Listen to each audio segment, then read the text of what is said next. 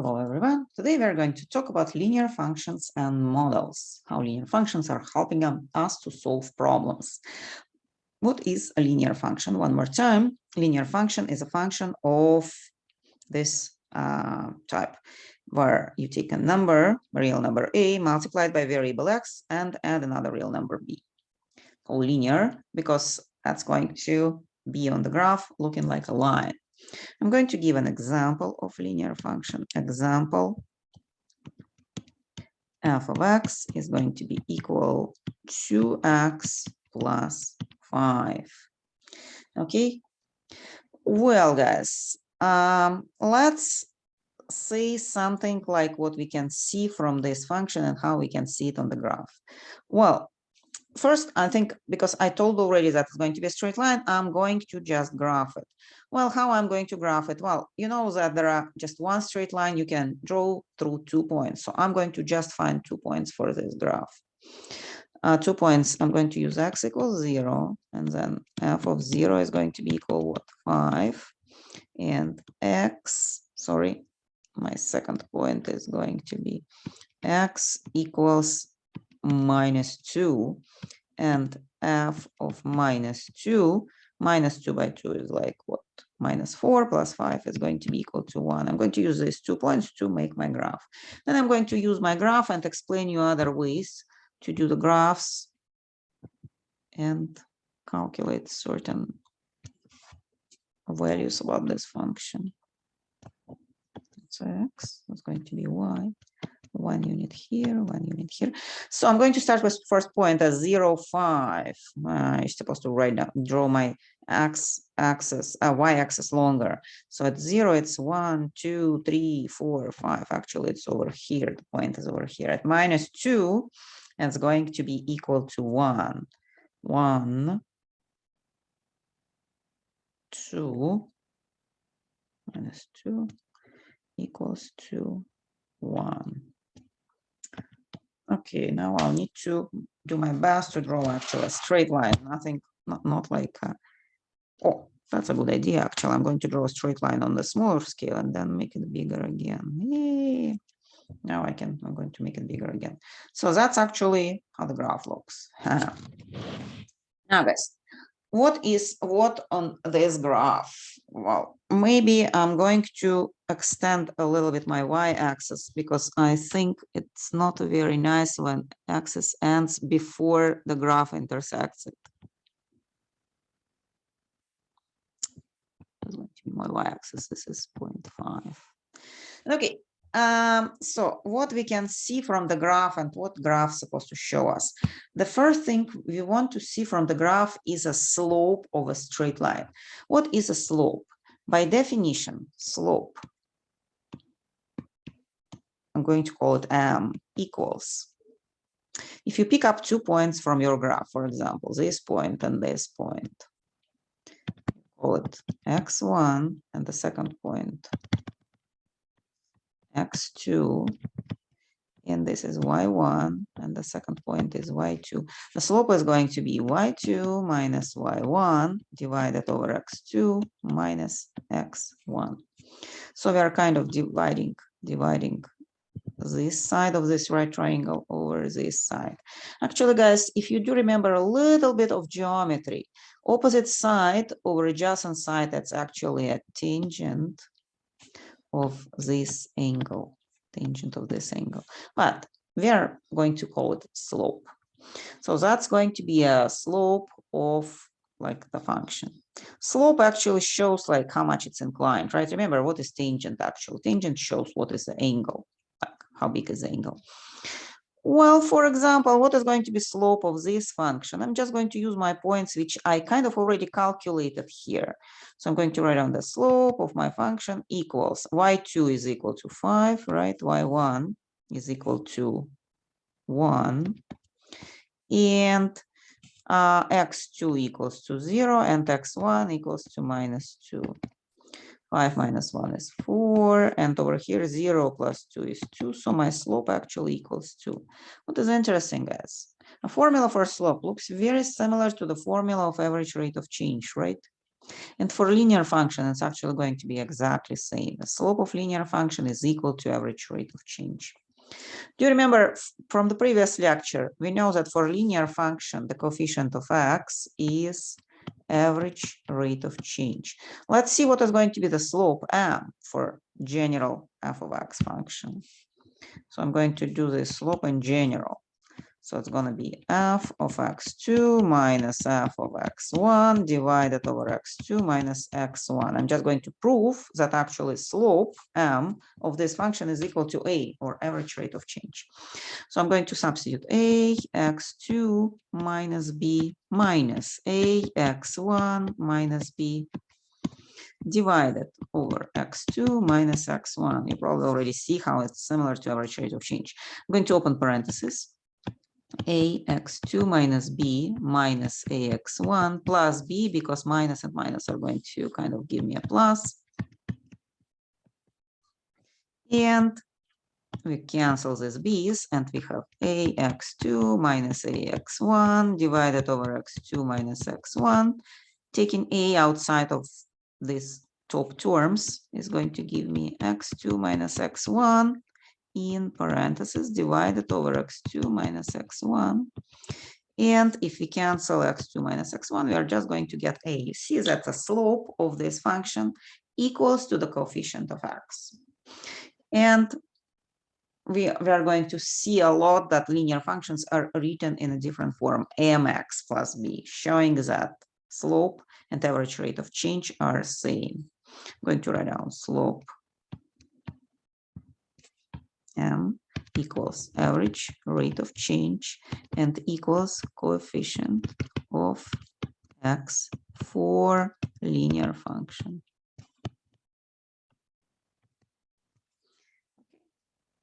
What else do we have in a linear function? If you look at the definition of a linear function or a linear function over here, we also have this 5. What is going to be this 5?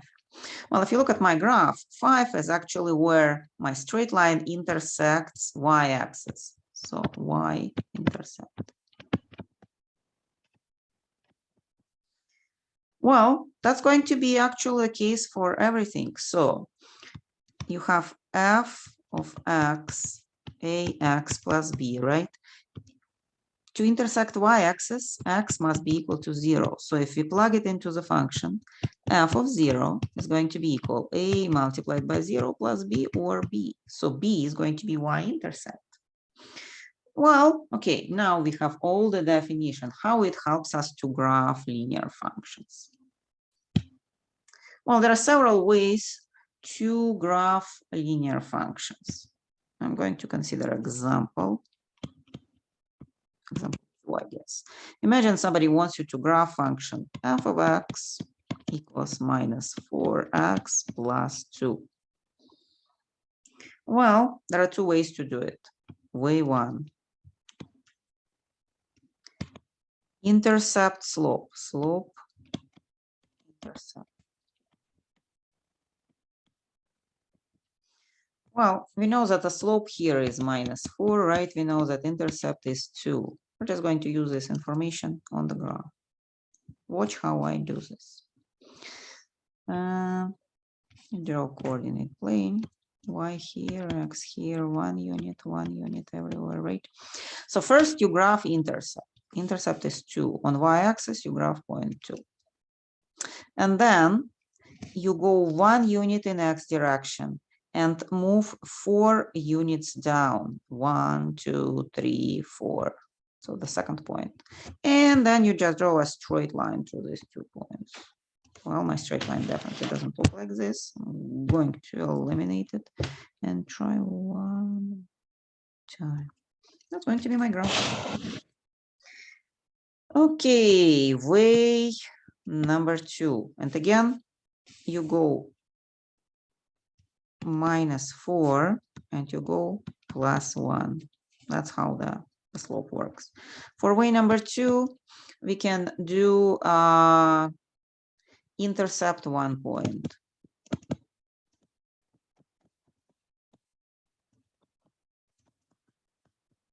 Well, intercept is going to give us 1 point. So b equals 2 is intercept. And for another point, you can choose something like, for example, 1. What is going to happen when x equals 1? F of 1 in our function minus 4 by 1 plus 2 equals minus 2. And you graph this intercept point and this point f of 1 equals minus 2 on your graph. And let me do it one more time. So intercept is 2, 1, 2, 1, x, y, and minus 2 at 1 over here.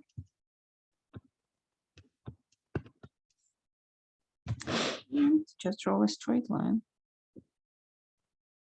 And you're going to get exactly the same graph. And actually the points are going to be exactly the same. Just label it as you like. For this point, you don't have to choose x equals 1. You can choose x equals 2 or 3 or minus 1. Just don't choose 0 because 0 is already intercept, okay? Okay, guys, I want to solve one word problem, but before I do this, I want to kind of stop my lecture for a second, write down the problem, and then start it again, okay? That's going to be a little interruption. Recording in progress. Okay, guys, here is a word problem, which we are going to solve using linear function. We are going to build a model and use linear function.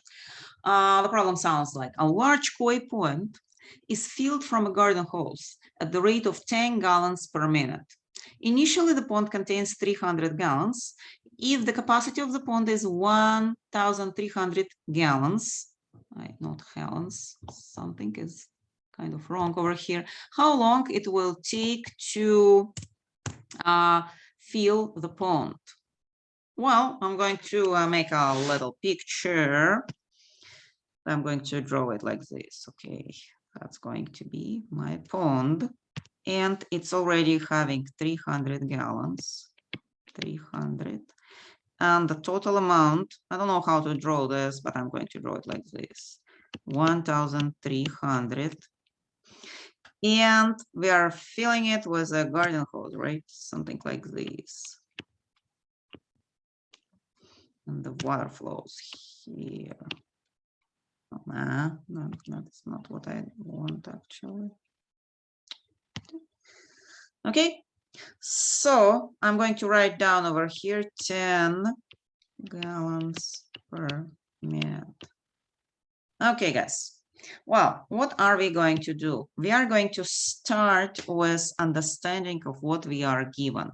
First, well, how can we solve the problem?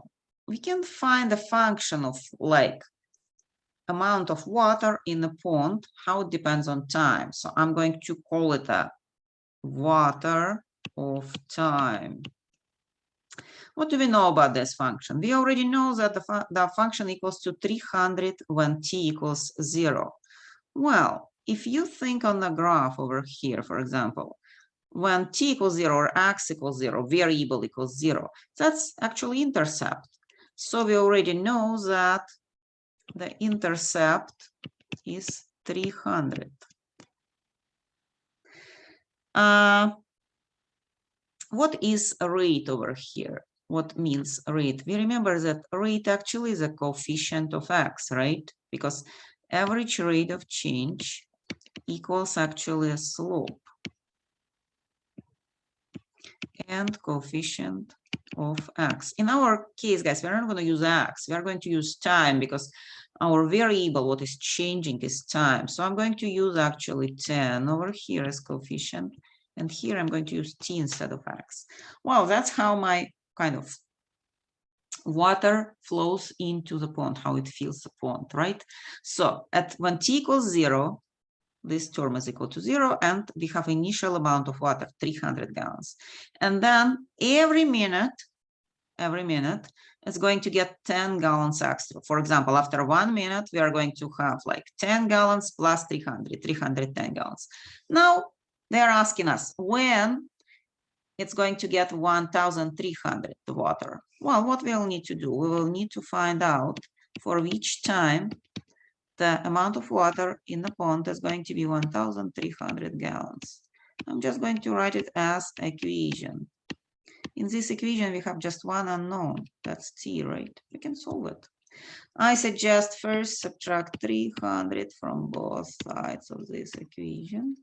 And we are going to get 1000 equals 10t. Now, if we divide by 10 both sides, we're going to get over here 100, over here t. So t equals 100 minutes, right?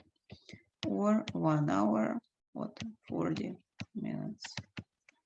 If we represent it as 60 minutes, 1 hour, and extra 40 minutes. Well, that's how long it's going to take.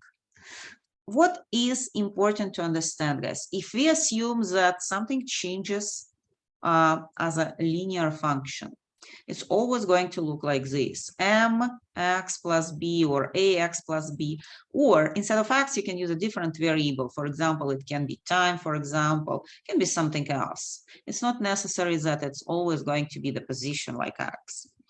So if somebody gives us a rate, means that it's coefficient of this independent variable time, or t, or x. If somebody gives us initial amount, that's going to be our intercept, because actually that's how much water or something we have at t equals 0. Okay, well, that's all for this lecture, and thank you for your attention.